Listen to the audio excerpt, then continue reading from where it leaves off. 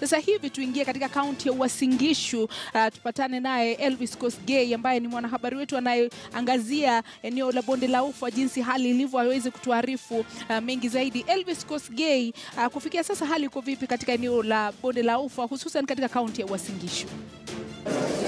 Naam, asante sana Zubeida hapo studio, na hivi sasa nipo katika eneo bunge la Turbo.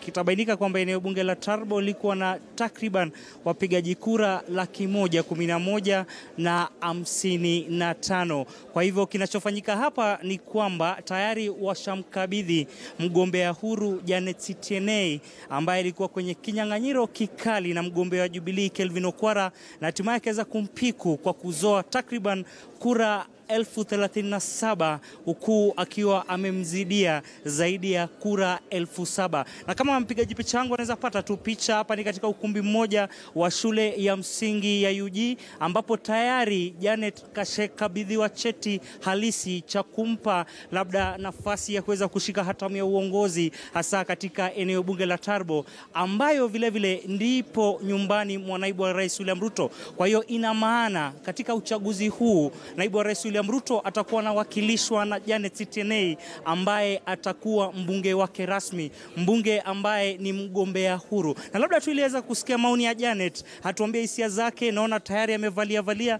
Labda unajisikiaje siku ya leo?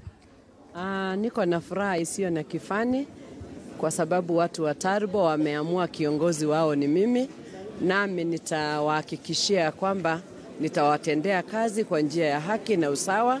Na kwanza kabisa ninataka kuchukua nafasi hii niweze kuwashukuru kwa ajili ya kunipa kura zao kwa wingi, na wakaamua ya kwamba wanachagua kiongozi sio kupitia tu kwa chama, hata akiwa independent.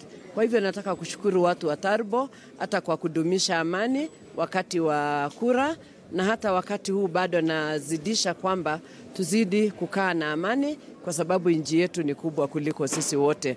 Kwa hivyo nataka pia ni wahakikishia kwamba ninaenda kuwafanyia kazi. Ninajua kuna changamoto nyingi ambayo sisi wote tutashikana mikono tuweze kutatua hayo changamoto, na pia nione ya kwamba ndoto yangu juu ya Turbo imeweza kutimia. Mwisho kabisa, labda nikimalizia, siri yako kuu imekuwa gani? Manake tuliona katika labda kura za mchujo ulipambana sana, alafu ukaingia sasa katika kinyang'anyiro cha uchaguzi. Siri yako kuu ilikuwa gani ya kuweza kufuzu?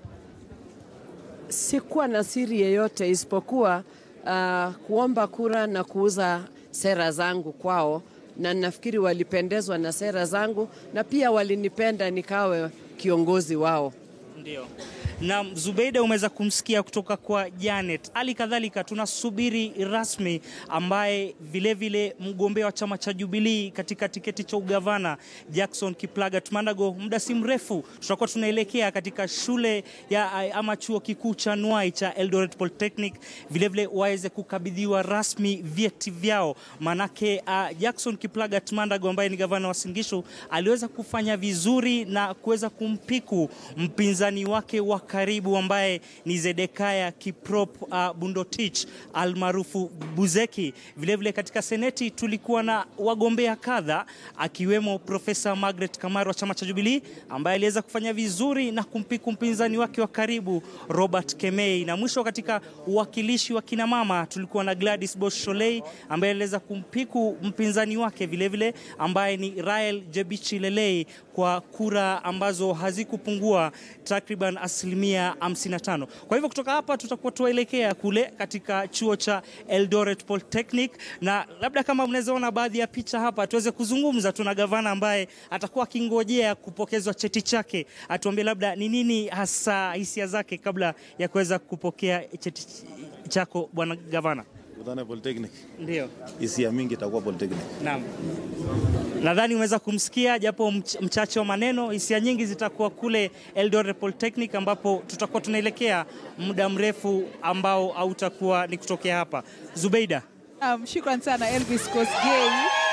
Ni Elvis Kosgei akiwa katika kaunti ya Uasin Gishu hususan katika eneo la Turbo akituletea taarifa kuhusu wale washindi. Namuona pale gavana Mandago ambaye huwa ni mwenye wingi wa maneno lakini leo amekuwa mchache wa maneno, lakini Elvis baadaye atakuwa akizungumza naye na kutuletea mengi zaidi kutoka maeneo hayo. Lakini tupumzike kidogo.